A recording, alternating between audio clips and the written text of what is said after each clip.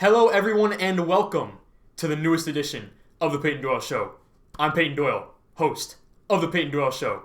And today, we got a pretty special guest on, Brian Doyle, a.k.a. Big Dog, a.k.a. my dad. How you doing? Doing great, thanks. I knew that already. Thank you for answering. But let's get right into it. Tuesday Night Football, for the second time since 1946. Tennessee Titans played the Buffalo Bills. The Titans stomped the flaming hot Buffalo Bills after that whole, COVID situation. They might have had to forfeit the game, all that stuff. Ryan Tannehill played lights out. Since Ryan Tannehill became the starter, for those who don't know, he's putting up somewhat similar numbers, if not better numbers, than Patrick Mahomes. They're both 11-3. Mahomes has thrown for a little bit more yards, like 60 more yards, something like that. But Tannehill has more touchdowns, the same amount of interceptions, and a higher quarterback rating. They're also the most efficient team in the red zone in the league. Like, not even close. Like, they're the most efficient red zone offense, like, in the past decade. It's insane. So the question I want to ask you is, was Tuesday night a showcase of how good the Titans are, or did Josh Allen and the Bills really just come back down to earth? I think that Josh Allen came back down to earth. Now, whether that was just one game that he had a bad game, or we're seeing a little bit more of the Josh Allen from last year versus the accurate, really great passer he has been so far this year, that's a question. But I think more than anything, we saw that what we should have already known is the Titans are a pretty darn good team. And then on top of that, the Bills have had a glaring change on defense where they were winning from defense last year, and now suddenly their defense has looked very suspect even though they were winning, but they were winning in spite of their defense, not because of it this year. And they got exposed pretty bad Tuesday. They did. I personally say this is a mix of the Titans are actually a pretty good team. Like, they're a pretty good team all around. And the Bills, they just had a really bad game. Like, sometimes you have an off night. Personally, I love Josh Allen. I say it a million times, and I continue to be a believer of his. I still believe if there were any teams that could upset the Chiefs in the AFC, it's the Bills. Not the Ravens. Sorry about it. I know you love your boy Lamar there, but Josh Allen is really that good in my opinion. And I think that once John Brown is fully healthy again, he's been dealing with injuries. He's, normally their number 2 wide receiver. He was their clear-cut number 1 last year. And he's a speedster. He'll burn you on the outside. So once he's fully healthy, that offense is going to start clicking again. And he missed Tuesday night's game. So with Cole Beasley as your number 2, I mean, no disrespect to Cole Beasley, but Stephon Diggs can't do it all. Well, other than A.J. Brown, who's Tannehill got to throw to at the wide receiver? Corey Davis. Yeah, who's been a bust. Jonnu Smith. Who's been nothing. Well, okay, that's a tight end. I said at the wide receiver position. At the wide receiver position, but it's still someone to throw to. Name a tight end on the Bills. It is, but I'm a big Ryan Tannehill guy. Speaking, you're talking about Josh Allen, but it's about time that Ryan Tannehill gets some real respect in the league. He's gotten 14 games under his belt with the Titans, took him deep into the playoffs, has put up numbers as good or better than Pat Mahomes, who's the best quarterback we've seen in forever, right, over that short amount of time. And then on top of that, people don't realize he had multiple coaches, multiple offenses at the Dolphins, and still somehow finished with a starting record that was, a winning record. When he left the Dolphins, he had a winning record as a starter. Did he really? Yes. And now he's 14-3 with the team he just started with. I mean, it's time to give Ryan Tannehill a little bit of, at first everybody's like, oh, it's just Derrick Henry and that defense. Well, 4 touchdown passes against the Bills defense, who admittedly I already said wasn't playing well. But 4 touchdown passes in a game, and he is, as you've already said, one of the best quarterbacks right now over that span in the red zone, or the best in the red zone, and putting up historic numbers in the red zone. So I do think that Ryan Tannehill needs to start getting a little bit more respect and not being just thought of as just a quarterback that's managing a game by any stretch. Yeah, the thing I would say about Tannehill, he has an average arm. But he makes the right plays. And he's very athletic. He's pretty athletic. Yeah. He played wide receiver in college, so we see some of that in his game. He can run, and he's really efficient in the red zone, which is definitely the most important thing to a quarterback. I mean, you have to score in the red zone. If you get in the red zone and you're bad in the red zone, you turn the ball over. a lot of Browns quarterbacks have done He's like in the past. Chris Carter, huh? Just all he does is score touchdowns, right? Yeah, right. Like them in the problem red was zone, the thing with they Tannehill score. though is that his playoffs last year, like he was throwing like 70 yards a game. Like Yeah, I would question whether the coaches had as much faith in him, but I think we're seeing this year a whole lot more faith in him early on. rightfully so. Yeah, He's performing well. They're undefeated. Yeah. You kind of can't go wrong with that. definitely. So, speaking of Bills versus Chiefs, the Bills are set to face off against the Chiefs on Monday night. A game that was originally set to be a Thursday night game.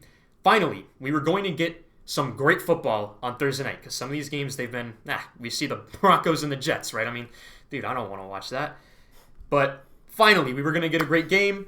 But, of course, due to COVID ruins everything. The game was rescheduled till Monday night.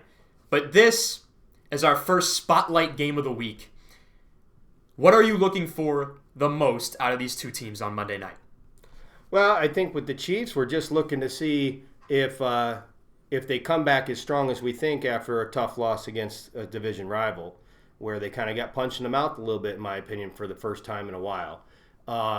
So for the Chiefs, how do they react to that? They've lost before, obviously, but this loss made people take a little bit more notice than some of the other losses before in the regular season. So that's the Chiefs. And then as far as the Bills, you got two huge question marks. Are we seeing the Josh Allen that we saw the first 4 weeks? Or are we seeing the Josh Allen that we saw last week? And then the defense, again, I have no idea why. There's nothing that says the Bills should have gotten worse at defense this year. They should be, talent-wise. I mean, they lost some because of COVID, and they had some injuries. So I guess they do have some excuses. But, man, they don't even look at all like the defense that they were last year. Yeah, no, I agree. I mean, like you said in your last point, they were winning games because of their defense. Mm-hmm. Like Josh Allen, like he was playing good, but he wasn't carrying them to wins. Now he's carrying them to wins. That's how it felt against the Rams. That's how it felt against the Raiders. But now that defense isn't helping out at all. If their defense was half as good as it was last year, they'd be one of the best teams in the league, no doubt. Got to give the Bills the credit, though, of going out and getting Diggs. That looks like that him and Josh Allen have a real connection, and that was a perfect fit. And I know I thought they should have gone after a bigger receiver, a bigger target for him, but you can't complain the way that connection has worked so far. I actually thought the move was great from the start. I know you haven't really believed it. You thought Diggs was more of a product of everyone had to guard Thielen. Yeah, everyone I thought he benefited from Thielen. Yeah. So I knew that the Diggs thing was going to work out because you have a speed guy with a quarterback who can throw the entire field. Well, yeah, but you had a speed small guy with a quarterback who wasn't accurate last year. And so now you got a small, fast target. That didn't seem like a good match to me. I'd rather the big guy like DeAndre Hopkins. Of course, who wouldn't want DeAndre Hopkins, right? Yeah. But a guy like that who was available, as we know now, right? Yeah. For trade. A guy like that where you put a bigger target where your margin of error, it doesn't punish you as much, I thought was a wiser choice that they should have gone. But suddenly Josh Allen, first 4 games, was pretty darn accurate. Yeah, over 70% completion percentage, proving all the doubters wrong, as I knew he would. But what I'm looking forward to the most is who wins the time of possession in this game. Whenever you have a game between two high-powered offenses that pass the ball a lot, whoever keeps the ball out of the other quarterback's hand the most generally wins most of the time. I know that sounds Captain Obvious, but when you have two great quarterbacks, you have to play keep away at some point. So whoever jumps out to the early lead and keeps the ball away, runs the ball the best, they're going to win. So Clyde Edwards-Helaire and Devin Singletary, I'm looking at you guys. The game is going to come down to whoever wins time of possession. Right now, I have to give the nod to Clyde Edwards-Helaire, but that doesn't necessarily mean that Devin Singletary can't step up and have a good game. I just personally have more faith in the Chiefs right now than I do in the Bills. I would agree with that. And also, it would be interesting in both those running backs had kind of their their status questioned a little bit by the Le'Veon Bell thing, because both teams were in the running for Le'Veon Bell, and we know that the Chiefs got him and he won't be active for Monday night. But I'll be curious to see if there's a little bit more urgency with Clyde out there, because he knows now his job is not threatened, but you're not bringing in a guy if you thought you were fine at the running game. And the same thing with Singletary. You know, they're not looking to bring in Le'Veon Bell if you're just tearing up the league. So both of them, I think, were put a little bit on notice that maybe they just weren't quite as good as what their teams hoped going into the season. Yeah. Honestly, the Le'Veon move shocked me a little bit. I thought he was going to go somewhere where he was going to be the main feature back. But maybe he just wants to win. Maybe he wants to go to Kansas City and win. But that's where I'd go if I wanted to win a Super Bowl right now. Yeah, right. We'll get into that later. But up next, another spotlight game of the week. The Tampa Bay Buccaneers versus the Green Bay Packers. There was a little bit of shade thrown before this game. Packers running back Jamal Williams was asked about who's better between Tom Brady and Aaron Rodgers. And Williams said, "My quarterback knows when it's fourth down." So we have a little bit of drama stirring before this game. What are you looking for, Dad? Well, anytime the Packers are playing, I just want to watch Aaron Rodgers. And this is coming from a guy that grew up in Chicago, a guy that's probably hard for you loved to say. The Bears, right? Named my son Peyton after Walter Payton. I love watching Aaron Rodgers play the game. And he is a master of the game, and I love the way this year he is just playing better than maybe he ever has. And so that's something that I'm looking for there. The Buccaneers, I'm curious to see about that offense. I had thought it was really starting to come along. We haven't seen the Buccaneers, put together a complete game yet on offense. And that's got to be frustrating to a guy like Tom Brady, a perfectionist like he is. But last week against Chicago, who has a good defense, that offense looked incredibly subpar. So I'll be curious to see how that offense reacts against this Packers defense this week. Yeah, and Khalil Mack was on Brady the whole game. He was having one of them Khalil Mack games. Khalil Mack is underrated, in my opinion. I think he's one of the best defensive players in the league, and it's about time he gets some respect if he has a few more games like that. I know his sack numbers were down last year, but he's still the man. Like, come on now.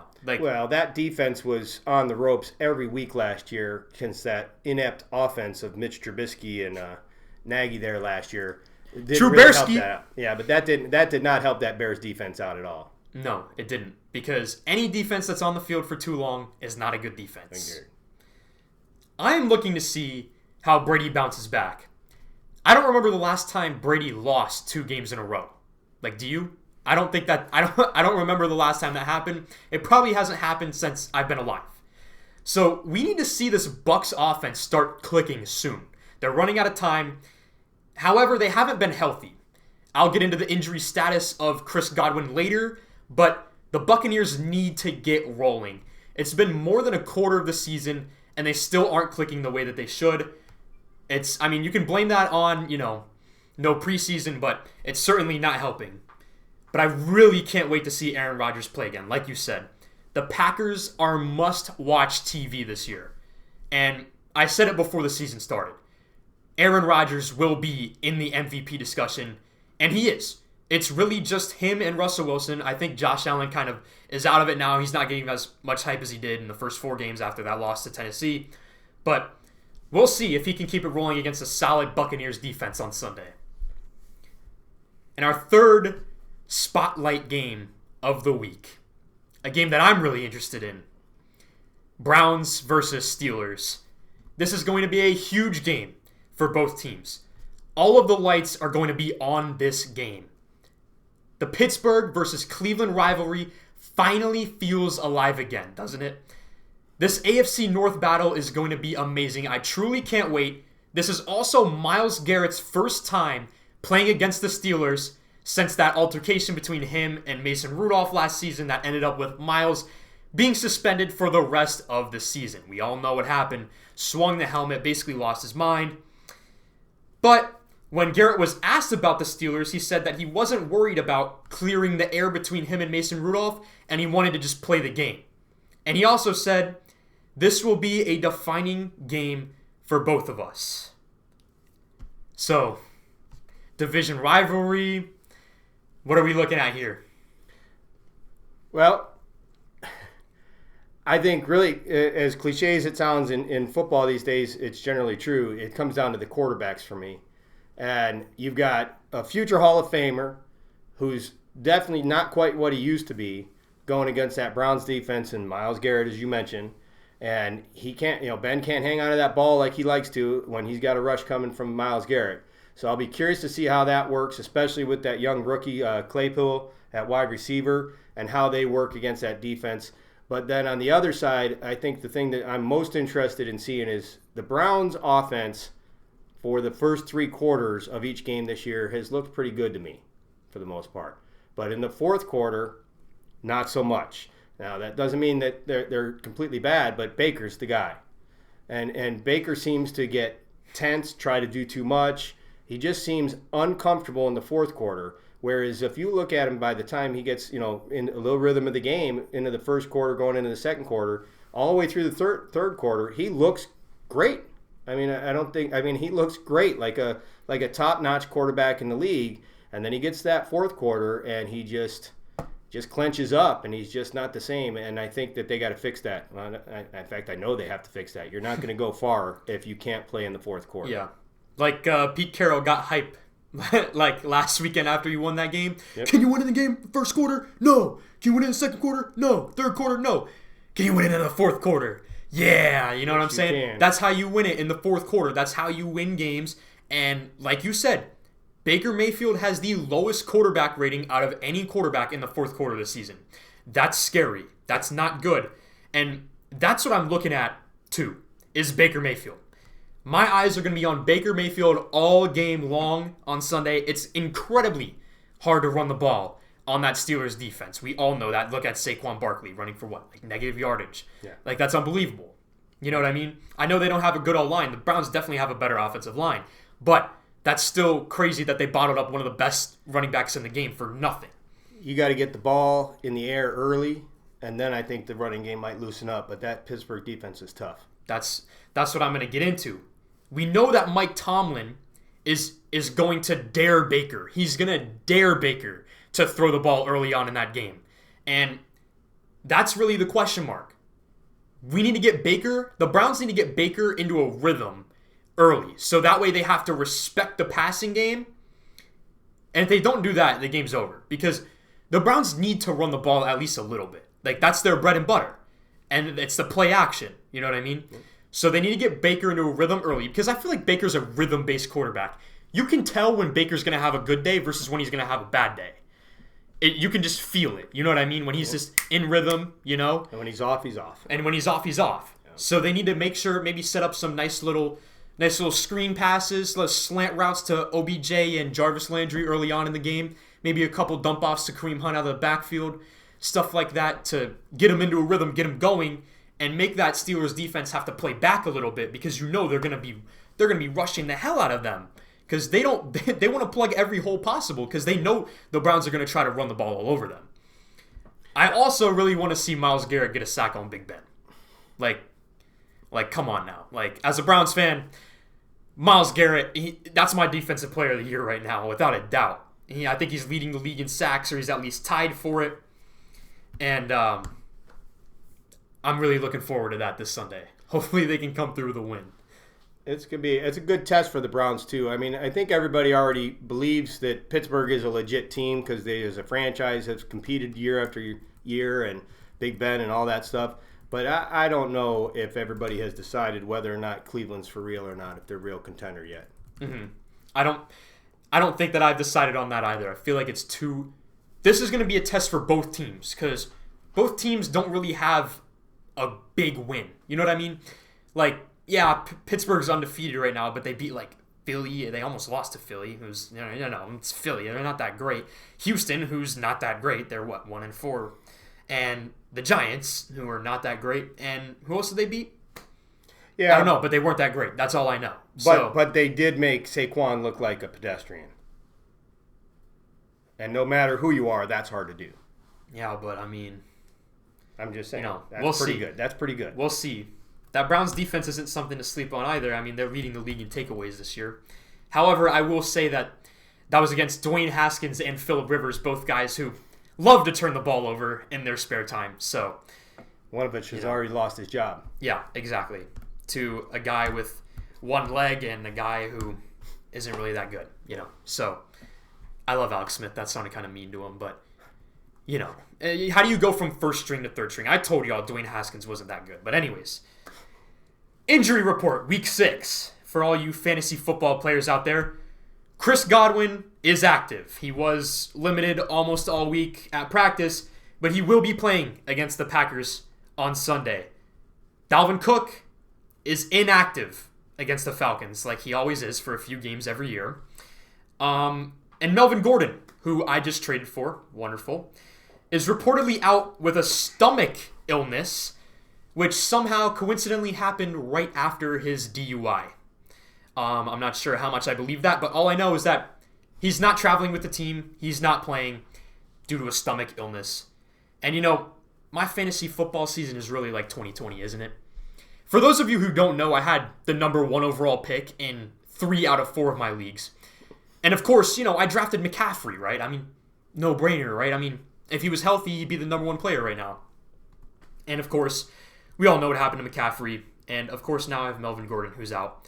And Le'Veon Bell, who got cut, but just got signed to the Kansas City Chiefs.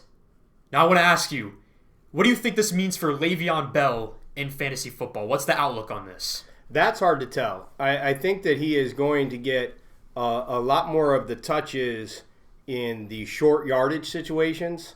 Not that he's not a guy that could run for much more than just short yardage, but Clyde has not impressed me with this short yardage running. When they're inside the 5, he's not somebody you say, give him the ball and he's going to get in the end zone. He's young. Maybe that will change, but I think that's really what Le'Veon's being brought in to do. Also, remember, when they drafted Clyde, they planned on having 2 running backs for the year. One opted out because that's true. So I think it gives Andy Reid, who is a master at being able to use his offensive tools, just another weapon that he can go to. I don't think overall fantasy-wise it hurts Clyde too much, but I definitely think that it's going to improve for Le'Veon from the situation he was in with the Jets, just because he's on a high-powered offense and not the Jets. That's true. Andy Reid will find a way to, use him creatively. I mean, offensive mastermind, of course. I'm sure Le'Veon Bell in PPR is going to be looking good. I bet you he's going to be catching a lot of passes. But I don't know how he's going to fit in running the ball there. I mean, it seems a lot like LaShawn McCoy a few years ago. I think Le'Veon Bell has truly lost a step. We're talking about a running back that, listen, I understand the Jets situation wasn't good, and they didn't have a good O-line at all, and they didn't have a good team at all. And honestly, the Jets are just, they're like on fire. They're just burning to the ground. Well, the ashes are burning. So it's awful what's going on in New York right now for both teams. I mean, it's pathetic. It's like Browns-like. Yeah, but the Giants are more understandable than the Jets right now. Yeah, but when we're talking about Le'Veon, special players do special things, okay? It doesn't matter where they are. And we're talking about a running back who hasn't had a 20-yard carry in a year and a half. Right. Do I have faith in that? Let's be real. I think Le'Veon definitely has lost some, right? But you also have to remember when Le'Veon was great with Pittsburgh, what was he best at? Waiting for the blocks to get set up. Well, when you got a terrible offensive line, patience doesn't help you any. True. Patience just means you're going to lose more yards. Yeah. And Le'Veon was never the grab the ball, hit the hole, run in, and pound through. And that's not that when you're. So I'm excusing it a little bit. It was the Jets' problem, is what I'm saying. I think more than Le'Veon losing a step, because while he's not going to get the big yards, because he can get tackled from behind. He's not able to get past the line of scrimmage with the Jets because his style is to run and that. Now, I would have thought he might have considered going to like the 49ers, who I know are decimated by injury right now, but that zone blocking scheme would probably buy him quite a few more years on his style. But Maybe like you said, maybe he just wants to win now. I think he just wants to win now. I mean, he's 28. He's coming up on that 30-year-old mark, which we all know for running backs, that's normally the age. But what does this mean for Clyde? Like, is he gonna go down? I know you drafted Clyde in 2 leagues. 2. I have Clyde in 1 league. So I have bad news for you. If it comes down to my luck, Clyde Edwards-Helaire he's gonna drop in fantasy. I'm not having the luckiest fantasy year either, but I don't think, and maybe I may be wrong, I don't think that this is going to hurt Clyde very much. I believe that Kansas City was missing a weapon, as strange as that sounds, but they had missed a weapon where they planned on having more than one running back, and this just sort of replenishes that. And also, I think this could be very, very good for Clyde, because if you watch him, I can see a little bit of young Le'Veon in him. And having a veteran who knows what they're doing in the NFL coming in with a rookie as partners more than it is competing, if that's the relationship they end up having, this could be great for the young rookie. Maybe not my fantasy team this year, but it could be great for Clyde in the future to have a great running back like that to help him. Yep, and that's real football teams' jobs isn't to help our fantasy teams. It's to help their real football team, and you're right about that. That move can help Clyde long term, but right now, I don't know how it's going to work out for him in fantasy, to be honest with you. It's just, we'll see. I mean, he wasn't really getting too many targets to begin with in the passing game, so we'll see how it goes for Clyde. I'm interested to see who gets the goal line touches, though, between them, because they're both not power guys. You know what I mean? So we'll see how it goes, but into our final segment of the day, pretenders and contenders. Starting off with your beloved Chicago Bears, Dad. Yep. Pretenders or contenders on the Bears? I believe they are pretenders. And I believe in the NFL it's just simple. If you don't have a quarterback, you can't win. Mm-hmm. Not anything of any significance. You know, maybe there's a few exceptions in the rules over the years, but I know Nick Foles can catch fire and get hot, but he's never been able to do it for a long term. And frankly, he's never done it anywhere but Philly. That's 100% true. I don't know, different coaches that he did it with there, different systems, but I don't have any faith in Nick Foles. I like him a lot. I'm a fan of his. I root for him. But when you talk about pretenders and contenders, they've got a championship caliber defense, and they've got a top 10 pick offense. Yeah. Yeah, you're right about that. I actually thought the Bears should have tried to reach out to Le'Veon and get him in there, especially after they lost Tariq Cohen for the year. Yeah. I'm going pretenders on the Bears. They're 4-1. I think they might make the playoffs, but like you said, Matt Nagy doesn't run the ball for whatever reason. I mean, they like don't run the ball enough. I mean, David Montgomery's not bad, but like they don't run the ball. They're getting destroyed in time of possession most games, and I think that's everyone's pretender, right? I think we're also all wondering, is Matt Nagy really as good a coach as he looked like when he first got in? Because the play calling has been kind of questionable the last year plus here. That is true. But he also really hasn't had much help at the quarterback position. Agreed. So we'll see how that goes. Yeah. Next team, the Buccaneers. Tampa Bay. Tampa Brady. What's up with it? Pretenders or contenders? I believe they will be contenders. As I said earlier when we talked about them, I have not seen a complete game out of that offense yet, which is kind of scary when you think about it, because they've scored a lot of points, other than against the Chicago defense when they only scored, 19, right? Mm-hmm. But other than that, they've been scoring quite a bit, and they haven't put its complete game together. Imagine when Tom gets on the same page with Evans and Godwin, and they figure out what they're going to do with Gronk in whatever limited role. And then Fournette comes back, who was looking very good before he got banged up. When all those pieces get together, and of course anybody to be a contender has to have some luck and stay healthy when it comes to the playoffs.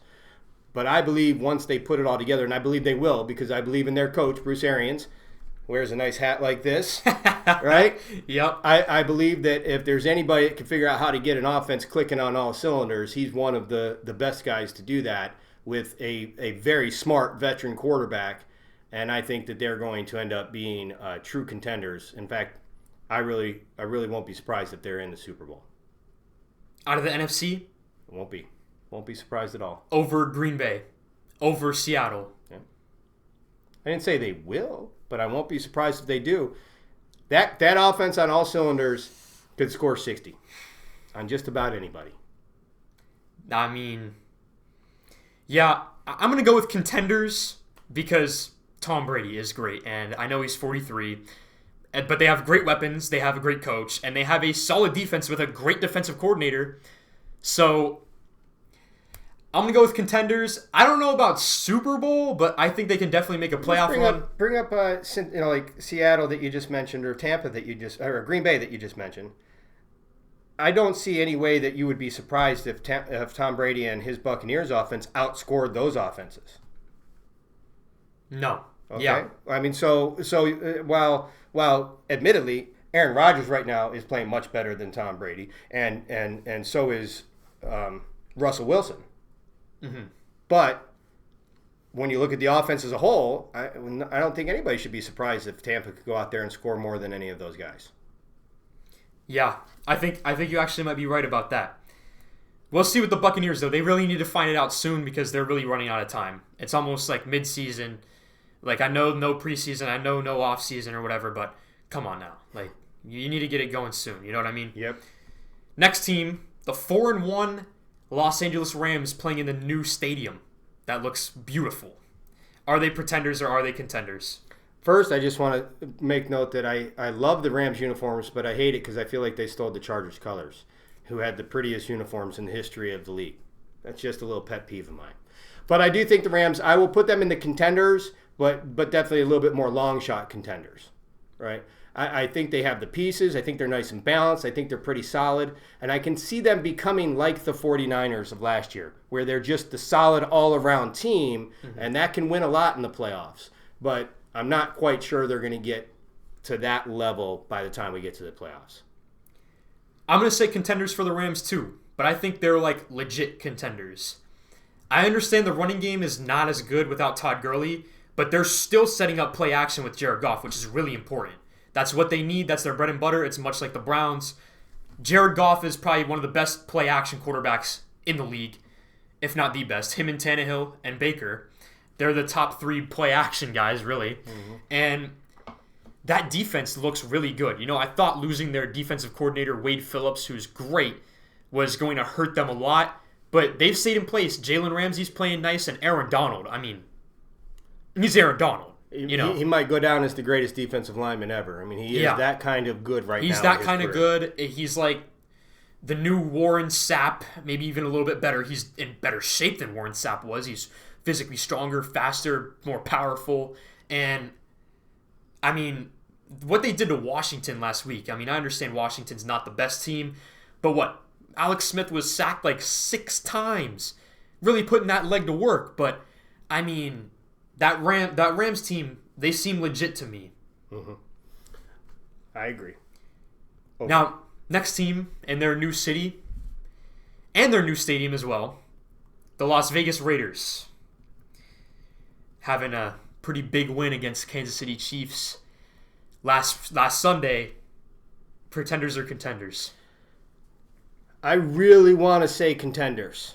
One, I'm a huge Gruden fan. You know that. How can you not like Gruden? Love John Gruden. Football guy. Come on. I mean, now. he is just football. You know, I mean, he is just great on that. I enjoyed him in the booth. I enjoyed him when he was coaching with the Raiders the first time, Tampa, everything. So I want them to do well. I don't know that I have enough faith yet in Carr to call them contenders, but that win last week definitely put them on the map. You know, they went out to Kansas City, and they didn't, you know, it wasn't gimmicks, it wasn't a fluke, it wasn't just lucky plays. It was, we're going to stand here and we're going to play our best against your best, and they came out on top. And it came down, I mean, it was a close game, but it was a great game if you were watching. It was a great game. And I think that served notice that they're on at least the map, but I would still I'm going to say pretenders. That could shift as the year goes on, but I just feel like I mentioned with the Rams, I feel like they're maybe. I think the Raiders are still a little bit more maybe than them, so I'll go with pretenders. And it hurts me to say that. But. Yeah, I'm going to go with undecided right now. Like, honestly. That's not fair. That's not fair. Pick a side. Okay. They looked really bad against the Patriots. Yes. Like, really bad. Yes. The Patriots put them on lockdown, but I don't know. I can't decide. Decide. They're on the cusp, but I just say right now. I'd say Contenders. They're not there yet. That might change, in a few more weeks. But I was wrong about the Raiders this offseason. I thought that John Gruden didn't like Derek Carr. That he didn't believe in him. I honestly thought that Marcus Mariota would eventually be the starter.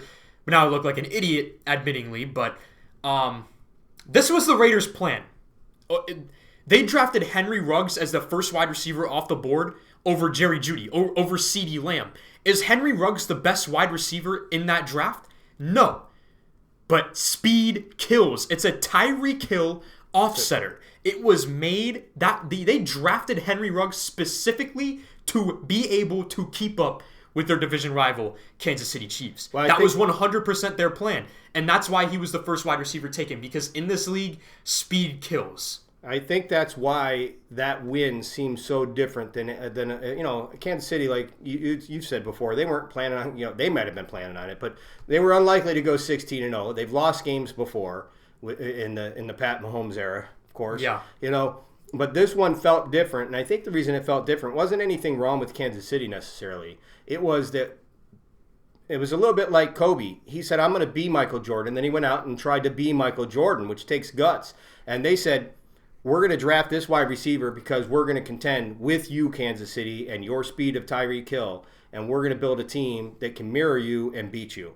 And then they went out and beat them. Yeah. Only one game, I understand that, but it felt different than a normal loss, where they were saying, okay, you can match up with Kansas City, you can go after them, and it was pretty neat. Yeah, but right now, Contenders right now, I would say, That's where I am on them. All right. A team that I'm sure we're going to disagree on right here. I know you see it coming up on the list. Yeah. The Pittsburgh Steelers. Don't get me started on the Pittsburgh Steelers, man. Pretenders or contenders? I would say that this is a borderline one, like we're talking about with the Rams, we're talking about with the Raiders. But I will go with contenders, and I know you hate that. But I'll go with contenders because this. One, I believe it is a championship caliber defense. And I believe that if Big Ben is healthy in the playoffs, that sort of veteran experience will serve them well and gives them a chance to contend, makes them legitimate contenders. Now, I will admit, we don't know about the competition they've played so far. So that's a big question. So this is one, just like the Raiders could turn and become contenders on my list in a few weeks. In a few weeks, the Steelers could easily become pretenders on my list, right? But right now, because of the faith I have in that organization as a whole, and it seems like they have found a steal of the draft with Claypool. Connor's looking okay. If they stay healthy, and that's a big disclaimer with more them than anybody else, because they don't have much depth on offense. I'm going to say you're contenders. You know what I'm saying right now. Yeah, but you're biased. Oh, yeah? Well, wait till you hear what I have to say next. Right now, they're pretenders. Big Ben's not the same. They don't have a win that's worth anything. They haven't beaten a real team yet. James Conner, who knows if he's going to stay healthy. And that defense, it's not that great against the pass, actually. If you look at them in zone, they are not that great against the pass. Daniel Jones looked like Danny Dimes against them for a little bit. I understand. If it wasn't for that one dumb play he made at the goal line where he tried to, do that stupid crossbody throw on the goal line, that was a rookie mistake. Yep. That was a rookie mistake. And if it wasn't for that, the Giants might have beaten the Steelers in Week 1 on Monday Night Football. Do you understand that? The Steelers are pretenders. They almost lost to Philly, they almost lost to Houston, and they almost lost to the Giants, who combined for like 2 wins in the whole season. They're pretenders. Big Ben is not the same. Much respect, future Hall of Famer, blah, blah, blah. But he's not the same. All right, he's not the same. And I understand, their defense. Really? Like, you made Carson Wentz look good again. You made Deshaun Watson look like he has wide receivers again. And you also made Daniel Jones look like he's a starting quarterback in the league. Their defense is great against the run and while they're blitzing. I don't know how they are against the pass. Right now I'm saying Pretenders. I know they're 4-0, but I still wouldn't be surprised if they missed the playoffs. Now next is the opposite team to the Steelers and the Cleveland Browns. Pretenders or Contenders? I put them right there in the same category I'd put the Raiders right now, and I'm going to say Pretenders, and that could change fast. But they have the opposite of what I just said with the Steelers. They don't have faith of history on their side as an organization or as individual players. What do you mean, man? Well, we were dominant in the 50s, man. Yeah, well, that was Otto Graham, great, Jim Brown. You ever heard of them boys? Yeah, that magic. Yeah, seems exactly. That magic seems to have been gone by now. But you know, all these guys, even they're really good guys, Odell and Landry. None of them are guys that you know when come the playoffs can perform because we haven't seen it yet. They just don't have the experience. That's not their fault, but they got to get there and prove it before you have a little bit of blind faith in it. The fourth quarter with Baker is why I would still say Pretenders overall, more than the competition, anything else. If you can't have faith in your quarterback, you're not going to win a game in the playoffs because there's going to be a game. No matter who, and we talk about game managers as an insult almost, but Trent Dilfer made some big passes in the playoffs when he had his run with Baltimore. Flacco made big passes when they did it. Everybody talks about the defense winning the championships in those, and of course the defenses were great, but they still had quarterbacks who could make the plays when they needed to make the plays. And I don't know that I trust Baker to make the plays in the fourth quarter when I need him to. Yeah, I agree. I'm going Pretenders on the Browns. And it's only because of Baker. It's I feel bad hating on him because, he's supposed to be my boy and all this stuff, Got the best commercials out there. Funny commercials. Hilarious commercials. I mean, the book club one is hilarious. Let's talk about that wedding scene, or the honeymoon moment. That was hilarious. He makes great commercials. Funny guy. Seems like a cool guy. But I just haven't seen enough on the field. I understand his rookie year was great. But I'm over that now. I'm over it, and I want to see more. I want to see Baker take over a game and just win it. Win it for the Browns in the fourth quarter. If he does it against Pittsburgh, I'm changing the Browns to Contenders. But I don't know that he needs to take over even. He just needs to not get worse in the fourth quarter and make a couple passes here and there. When you need to. It's not like he needs, and I think that's his problem, frankly. I think he tries to do too much. Mm-hmm. And then he becomes worse. I think he needs to get a little Eli Manning in him and just be calm. You know? But that's just my opinion. I root for Baker too. I really do like the guy as a fan. But I got to see it happen on the field. So do I. But remember, his rookie year, we were in Cleveland and we watched Baker play in his rookie season. Oh, yeah. The energy that he put back into Cleveland was big time. Well, that's part of the reason I root for him is that city came alive, and it's a great sports city. Just a great sports city to be in when you're at there. If you ever get to go watch games, it's wonderful in all their major sports venues actually. But you're right. There was a feeling in the air, like they play the Phil Collins song "In the Air Tonight" at the the there. He's doing that, and he just seems like the type of player that embodies a little bit of that tough, hardworking, little bit cocky, got a bad attitude a little bit, but a little bit of that, and that seems to really fit that region well. And I lived there for 11 years, so I feel in touch with that region. Yeah. I just want that guy to help be a part of reviving the Browns to be legitimate contenders, because I think that's good for the NFL, and I know it's great for the city of Cleveland. Yeah, I agree. Next team, Buffalo Bills. Buffalo Bills, we were talking about them earlier. Josh Allen and the Bills. Are they pretenders or are they contenders? Yeah, I think they're pretenders. And I think they're pretty easily pretenders right now. And I see your face right there, but Josh Allen has looked really good, but he is not a guy that I believe is going to carry you to a Super Bowl by any stretch with his accuracy questions that we saw air again the other night.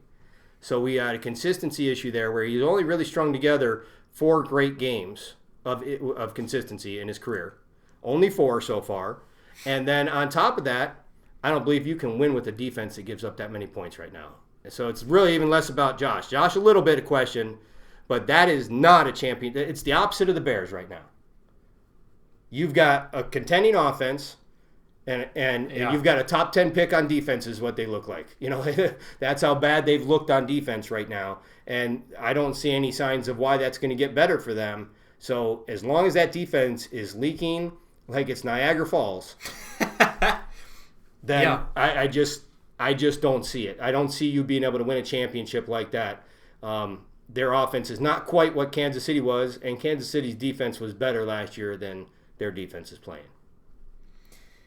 I'm going Contenders with the Bills. I have to. I think that they're much like the Raiders, made to contend with the Chiefs. John Brown is so underrated. Like you saw it. We went to that Buffalo Bills game last year, and I told you about this guy John Brown, and he lit the Dolphins up. Yeah. He lit them up, and I understand the Dolphins defense wasn't good, but that was last year before Josh Allen was really good. You know what I mean? So John Brown is much like their version of, Henry Ruggs, or even kind of like Tyreek Hill. And then Stephon Diggs is just an even better version of that. Like, he's a great route runner. He's a sure number one. Like, I don't think it's a question in anyone's mind anymore if Stephon Diggs is a number one wide receiver. Easily a number one wide receiver in this league. Not that Stephon Diggs has any reason to care about my opinion, but I owe him apologies because I really did not believe how good he was. I thought he benefited a lot in Minnesota from system and from the other players, and he has proven to be the real deal so far. Yes, he is the real deal, and that offense can keep up with the Chiefs. I feel like if you can keep up with the Chiefs, you're real. And I know I just said the Raiders were pretenders, so that kind of contradicts what I said earlier, but are they really going to keep up consistently? Because we've seen them put 13 points against the Patriots. That doesn't seem like a high-powered offense to me, but the Bills, they're dropping 30 on everyone. They're dropping 30 on literally any team in the league. It doesn't matter what defense it is. So right now, the Bills are probably the only team that I think is going to have the capability of dethroning the Kansas City Chiefs right now, other than the Patriots. But we'll get into that later. I just don't think they can slow down those other offenses, but that's... I wish they had a better running game. Yeah. I wish the Bills had a better running game. Because if they can do time of possession, I would feel differently. Yes. That way, they can keep the defense off the field. There's not too much pressure on them. They aren't getting exhausted out there because it's my saying. I said it earlier in the show. Any defense that's on the field for too long isn't a good one. It doesn't matter if you have Ronnie Lott, Deion Sanders. If they're on the field for more than half the game, it's not going to be a good defense. Nope. Next, I know what you're going to say right here. This is your team. The Titans. I think they're the most underrated team in all of football, and I don't even think it's close. I think they're contenders for sure. I think Ryan Tannehill has proven that he is a game manager plus at quarterback. Derrick Henry, and that story is great if you've ever heard the story about him talking to Eddie George, the old running back from the Titans. I never heard. You never heard about that? No. So they played a London game a couple years ago, and Derrick Henry largely been a disappointment in his career, not living up to what we thought he could be. And he played a game in London and had a really bad game, and he talked to Eddie George, and Eddie George didn't beat around the bush at all and just told him, you don't run hard enough every play. And really kind of called him out, and I'm paraphrasing. You'd have to go back and see the story. I don't remember if it was on ESPN or where I saw it, but they have kind of like a mentor relationship there. And since that game, if you look at his numbers, it's been the guy we've seen all along here, this last year. And it's since that London game when and he'll admit it too, he had that conversation with him. And I believe that he is well on his way to a Hall of Fame career now. And that's how good he is. I believe, I love A.J. Brown. Maybe my favorite wide receiver. It's definitely my favorite young wide receiver in the league. Larry Fitz. Yeah, well, obviously. I think out of the younger, DK Metcalf, Terry McLaurin, those guys. I think he's a workhorse type receiver. He's not as flashy as some of the other guys to get more hype. And he's in Tennessee where they don't get as much hype too. But I think he is a big target with great hands, has big playability, but also can move the chains. I mean, just a great all-around wide receiver. The tight end there is Jonnu Smith, looking like he's a legit top, tight end in the league. And their defense is really good. I see no holes in their team. The only hole you could try to say would be Ryan Tannehill. And if you're saying he's a hole when the last 14 games he's done better than Pat Mahomes, and you think it's just a fluke, I don't know. And like I said, when you could have a winning record like he did in Miami, I think people were sleeping on him. And I called that back when he was at Miami. Yeah, I do. And when he went to Tennessee, I didn't think it was going to be very long before he replaced Mariota. And so we always like when we're right about it, and we root for guys that we're right about. And I just think Tennessee is the best solid all around throwback style of team, and I really love watching them. Contenders. I'm going Contenders too. Mainly because they can play keep away and they can control the time of possession. And like you said, Ryan Tannehill, look what happened when we gave Ryan Tannehill a decent offensive line, a good running game, and a coach other than Joe Philbin and Adam Gase, right? Look at what he's doing, right? Yep. And listen, the numbers, yeah, we can say, yeah, he looks like Mahomes with his numbers. He's not Mahomes, no, but he's still pretty good. You know what I mean? So Ryan Tannehill's looking good. The team's looking complete. Mike Vrabel has them in great positions to win games all the time. He knows what he's doing. Looks like a solid coach. I say they're contenders. I say maybe if they catch an early lead on the Chiefs, they might be able to do it. They just need to show more faith in Ryan Tannehill and let him throw the ball more, I think. You can't have him throwing like... I think they're getting there now, though. I think they really are getting there now. But like he can't be throwing for 7. You're not going to beat the Chiefs on like 90 yards of passing. Like, you know what I mean? You're not going to do that. You're going to need to throw the ball a little bit more than that. But they have been this season. So I think part of that, though, was they got out to a lead and they were trying to keep the ball away, and they got way too conservative in that game. They did. So that's hopefully the coaches have learned from that. Because that was on the coaches, in my opinion. Our final team, the New England Patriots. Bill Belichick. Bill. Contenders or pretenders? If Cam is 100% healthy like he was at the beginning of the year, then I believe if they go into the playoffs, that makes them contenders. You give Bill Belichick 11 guys on defense, and he somehow turns them into a good defense come playoffs. Every year. Mm-hmm. Right? And then Cam Newton is playing with a fire and a passion that we haven't seen in a little while now. He's out there to prove it. But I don't think that's actually going to happen. I mean, he's taken a lot of hits early on.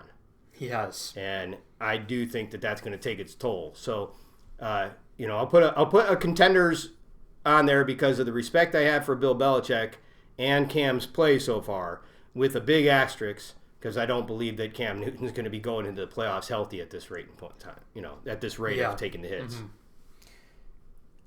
I'm going to say they're contenders. It's Bill Belichick. And I think Cam has what it takes to stay healthy this season. I understand he's taken some hits, but he's always taken some hits. You know what I mean?